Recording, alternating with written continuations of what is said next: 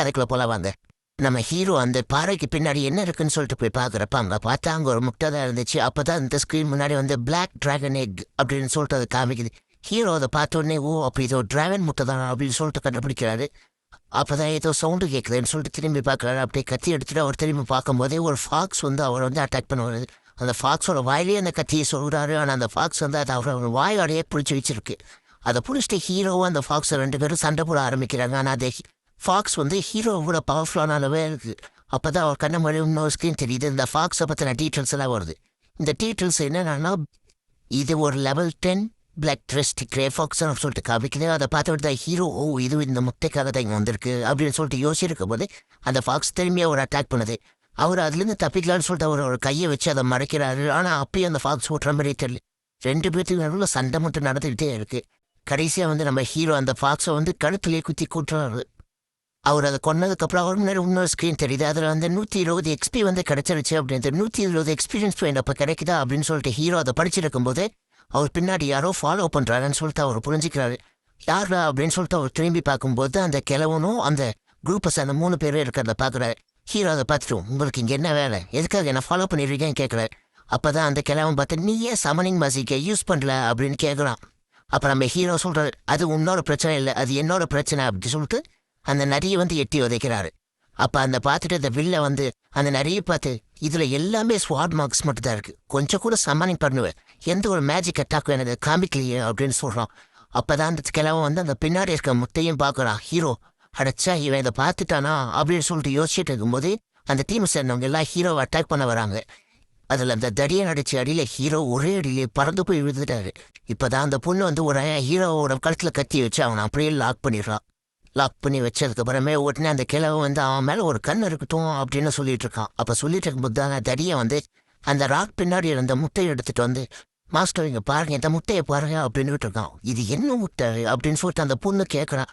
இதையே சொல்லு பப்பு இது என்ன முட்டைன்னு சொல்லுது, இவ்வளோ பெருசாக இருக்குன்னு ஹீரோ ஊட்ட அந்த பொண்ணு வந்து கேட்டுட்டு இருக்கிறப்பே சரி இவங்க கிட்ட வந்து இப்படி மாட்டிட்டுமா இங்கேருந்து பேர் தப்பிக்கணும்னு சொல்லிட்டு ஹீரோ நினைக்கிறார்கள்.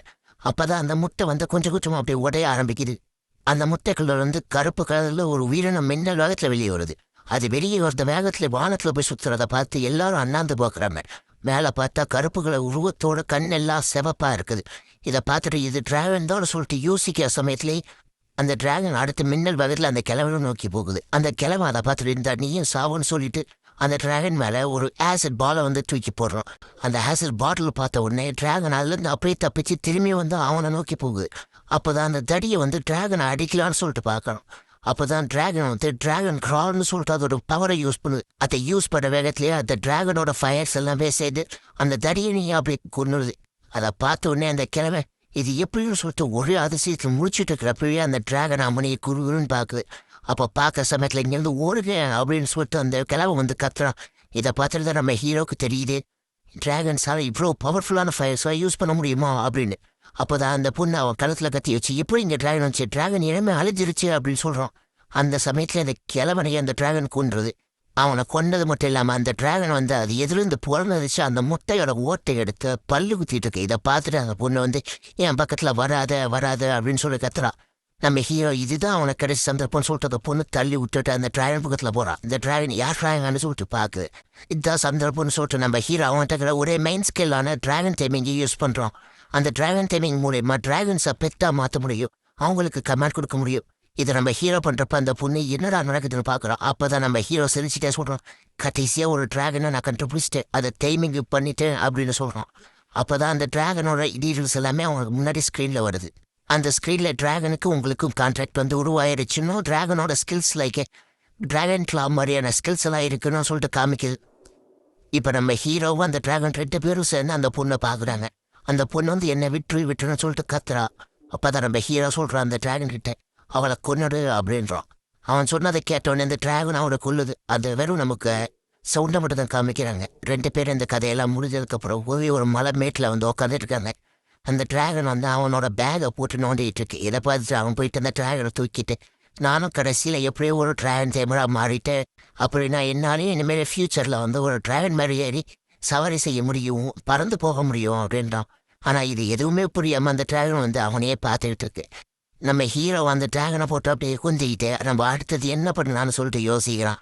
அப்படி யோசிக்கிறப்ப தான் அந்த டிராகன் வந்து நம்ம ஹீரோவோட கையில் அந்த பிளட்டை வந்து நக்கியது. இது நக்கிற உடனே நம்ம டிராகன் வந்து அப்படியே அது உடம்புல இருந்து ஃபுல்லாமே இந்த ரெட் கலர் ரேஸாக ரெட் கலராக வெளியே வருது. இதை பார்த்துட்டு நம்ம ஹீரோ என்ன நடக்குதுங்கன்னு சொல்லிட்டு ஒரே குழப்பத்தில் வந்து முழிச்சிட்டு இருக்கான். அப்போ தான் அந்த டிராகன் கொஞ்சம் கொஞ்சமாக அப்படியே ஒரு ஹியூமன் ஃபார்முக்கு மாற ஆரம்பிக்குது. அவ்வளோதான் கைஸ், இதோட எபிசோட் 3 முடியுது. அடுத்து இவங்க 2 பேரும் சேர்ந்து என்ன பண்ணாங்கன்னு சொல்லிட்டு நம்ம அடுத்த எபிசோடில் பார்க்கலாம். எல்லாருக்கும் பாய்.